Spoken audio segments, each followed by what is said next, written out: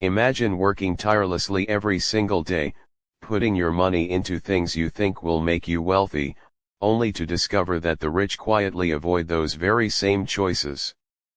Here's the truth: the wealthy don't just earn differently, they think differently, and one of the biggest differences is in what they refuse to buy as passive income even when the middle class still does. If you've ever wondered why the gap keeps getting wider, it often starts right here.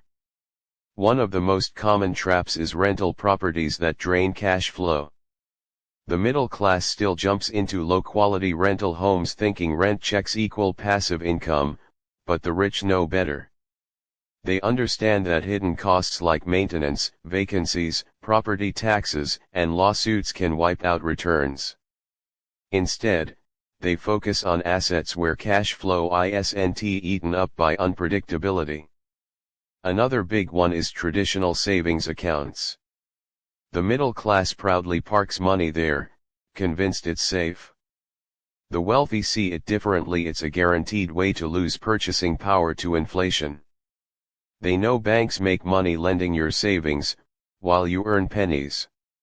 Instead, they position their money in assets that grow faster than inflation, giving them long-term leverage. Then there's multi-level marketing schemes disguised as passive income. Middle-class households are still lured into products or side hustles that promise freedom but end up demanding constant effort and recruitment. The rich never touch these.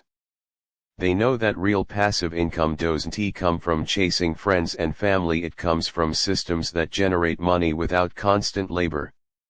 Let's talk about timeshares. For decades, people believed owning a slice of vacation property was an investment. The middle class still bites the hook, but the rich refuse, because they know timeshares aren't assets, they're liabilities. There's no resale value, constant fees, and zero appreciation. The wealthy prefer flexibility, investing in experiences or cash-flowing ventures instead of being locked into debt for a week of vacation. Another outdated play is relying solely on dividend stocks as passive income. Don't get me wrong, dividends are valuable, but many in the middle class chase high dividend companies without understanding risk. The wealthy avoid concentrating too heavily here. They diversify with private equity, REITs, and growth assets that balance cash flow and appreciation. Their mindset isn't quick yield, it's sustainable wealth. And finally, let's not forget traditional annuities. Middle-class retirees are still being sold on the idea that annuities are a safe bet for passive income, but the rich recognize the hidden fees, lack of liquidity, and poor growth potential.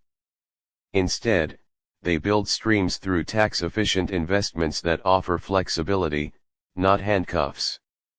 So here's the takeaway: if you want to start building wealth like the rich, begin by refusing what they refuse. Don't get trapped in outdated passive income strategies that look safe on the surface but quietly bleed you dry.